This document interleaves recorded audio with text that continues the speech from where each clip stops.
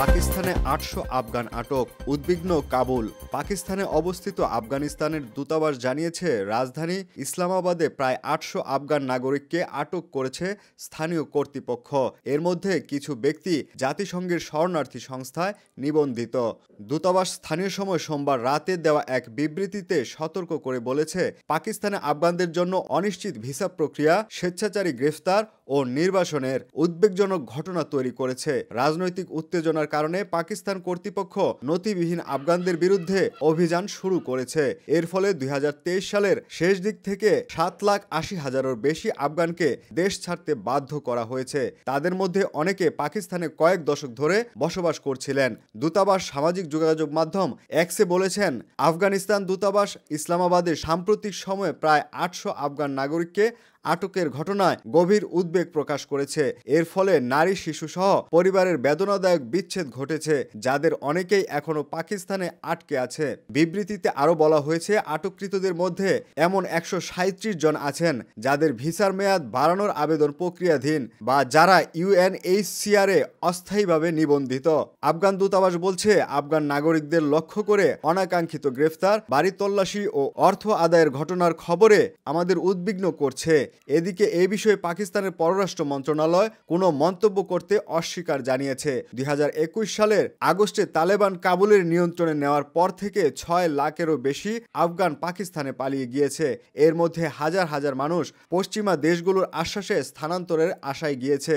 অনেক আফগান ইসলামাবাদের গেস্ট হাউসগুলোতে মাসের পর মাস অপেক্ষা করতে বাধ্য হচ্ছে। আর সম্প্রতি পুলিশের হয়রানির মাত্রা বেড়েছে বলে জানিয়েছেন। পাকিস্তান সরকার বলছে, সীমান্ত অঞ্চলে চরমপন্থার উত্থান রোধে তাদের এই অভিযান। তবে আফগানরা বলছে, ইসলামাবাদ ও কাবুলের মধ্যে রাজনৈতিক মতভেদের কারণে তাদের লক্ষ্যবস্তু করা হচ্ছে। আফগানদের প্রতিনিধিত্বকারী আইনজীবী ওমের ইজাজ গিলানি বলেন, পাকিস্তানে অভিবাসনের অপেক্ষায় থাকা আফগানরা চরম দুর্ভোগের মধ্যে রয়েছে। বিগত কয়েক দশকে বিভিন্ন সংঘাত থেকে বাঁচতে লাখ লাখ আফগান পাকিস্তানে আশ্রয় নিয়েছে এবং তারা পাকিস্তানের সমাজের গভীরে মিশে গিয়েছে। জাতিসংঘের শরণার্থী সংস্থার তথ্য অনুযায়ী পাকিস্তানে বর্তমানে প্রায় ১৫ লক্ষ আফগান শরণার্থী ও আশ্রয় প্রার্থী, পাশাপাশি ভিন্ন আইনি অবস্থায় আরও ১৫ লাখের বেশি আফগান রয়েছে। পাকিস্তান নিবন্ধিত শরণার্থীদের জন্য একাধিকবার স্বল্পমেয়াদী ভিসার মেয়াদ বৃদ্ধি করেছে, যা বর্তমানে ২০২৫ সালের জুনে শেষ হওয়ার কথা। সূত্র এএফপি। অন্যদিকে স্বামী ও ৬ সন্তানকে রেখে ভিক্ষুকের হাত ধরে পালালেন নারী।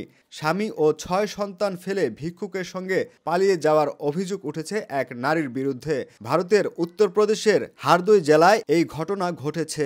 এই ঘটনায় পুলিশের কাছে অভিযোগ দায়ের করেছেন ভুক্তভোগী স্বামী। এনডিটিভির প্রতিবেদনে বলা হয়েছে, ৩৬ বছর বয়সী এক নারী তার স্বামী এবং ৬ সন্তানকে পরিত্যাগ করে একজন ভিক্ষুকের সঙ্গে পালিয়ে গেছেন বলে অভিযোগ উঠেছে। এই ঘটনায় স্বামী রাজু ভারতীয় ন্যায় সংহিতার ৮৭ ধারার অধীনে পুলিশের অভিযোগ দায়ের করেছেন। পুলিশের কাছে দায়ের করা অভিযোগে ৪৫ বছর বয়সী রাজু বলেছেন, তিনি তার স্ত্রী রাজেশ্বরী এবং তাদের ৬ সন্তানের সঙ্গে হারদইয়ের হারপালপুর এলাকায় থাকেন। মাঝে মাঝে তাদের পাড়ায় ভিক্ষা করতে আসতেন ৪৫ বছরের নানহে পণ্ডিত। নানহে নামের এই ভিক্ষুক প্রায়ই রাজেশ্বরীর সঙ্গে চ্যাট করতেন এবং তারা ফোনে কথাও বলতেন বলে তিনি জানিয়েছেন। পুলিশকে ব্যবস্থা নেওয়ার আহ্বান জানিয়ে রাজু তার অভিযোগে আরও বলেন, গত ৩ জানুয়ারি দুপুর ২টার দিকে তার স্ত্রী রাজেশ্বরী তাদের মেয়ে খুশবুকে বলেছিল সে জামা কাপড় ও সবজি কিনতে বাজারে যাচ্ছে। পরে সে না ফেরায় আমি তাকে সব জায়গায় খুঁজলাম, কিন্তু তাকে পেলাম না। আমি একটি মহিষ বিক্রি করে যে টাকা পেয়েছিলাম তা নিয়ে আমার স্ত্রী বাড়ি থেকে চলে গিয়েছে। আমার সন্দেহ নানহে পণ্ডিত তাকে নিয়ে গিয়েছে। পুলিশ জানিয়েছে তারা এখন অভিযুক্ত ভিক্ষুক নানহে পণ্ডিতকে খুঁজছে। এ ঘটনায় ভারতীয় দণ্ডবিধির ৮৭ ধারার অধীনে পুলিশে অভিযোগ দায়ের করা হয়েছে। ভূমিকম্প, তিব্বতে বাড়ছে লাশের মিছিল, মৃতের সংখ্যা ৯৫। চীনের তিব্বতের প্রত্যন্ত পার্বত্য অঞ্চলে শক্তিশালী ভূমিকম্পে মৃত্যুর সংখ্যা লাফিয়ে লাফিয়ে বাড়ছে। ভূমিকম্পে এখন পর্যন্ত মৃতের সংখ্যা ৯৫ জনে পৌঁছেছে। বার্তা সংস্থা এএফপির দেশটির রাষ্ট্রায়ত্ত সংবাদ মাধ্যমের বরাত দিয়ে এই খবর জানিয়েছেন। প্রথমে ৯ জনের মৃত্যুর খবর পাওয়া গেলেও পরে তা বেড়ে ৩২, এরপর বেড়ে ৫৩ এবং সর্বশেষ ৯৫ জনে এসে ঠেকেছে। সিনহুয়া বার্তা সংস্থা জানিয়েছে, স্থানীয় সময় বিকাল ৩টা পর্যন্ত মোট ৯৫ জনের মৃত্যু নিশ্চিত করা হয়েছে এবং আরও ১৩০ জন আহত হয়েছেন।